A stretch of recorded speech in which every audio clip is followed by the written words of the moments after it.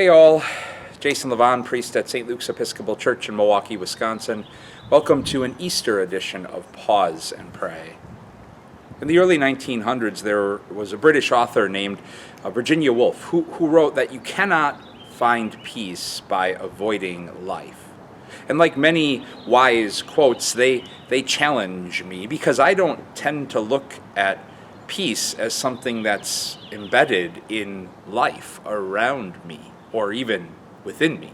When I look at life around and within, all I usually see are storms first and foremost. I mean, looking out today, as sadly we might be getting back to normal as a society because we're seeing mass shootings back on a weekly basis, if not even more often than that, as violence is so embedded in our culture, or injustice and inequality.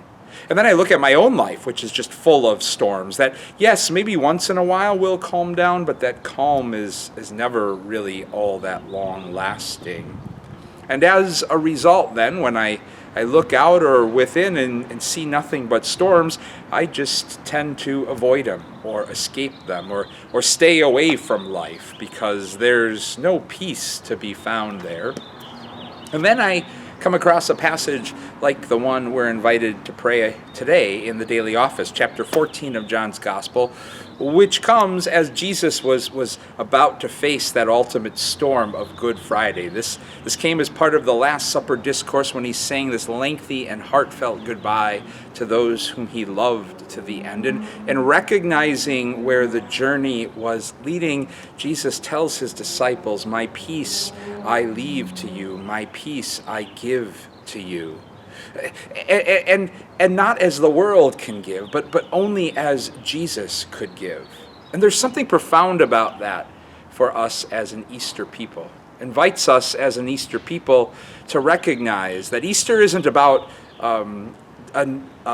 ignoring or denying the reality of storms and death and darkness. No, if we're going to be an Easter people, we acknowledge that Good Friday was real, death is real, tombs are real, storms are real.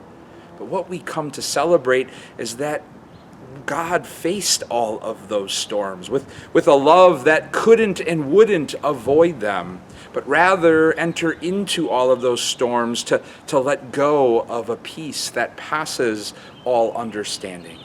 And what a holy invitation, then, an Easter invitation for us to pause and pray about today, reflecting on maybe how we've come to experience some of that peace spilling into the storms of our lives, or pray for the grace to respond to the storms of other people's lives as instruments of that same peace, or maybe just for the grace to be a bit more honest and actually face some of the storms in our own lives and around us instead of trying to avoid them.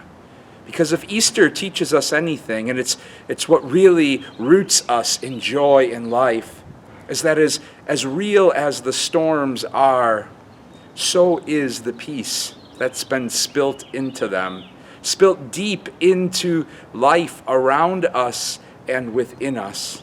That as real as the storms are, thanks to Easter, we never have to face them alone. Easter peace and blessings to you all.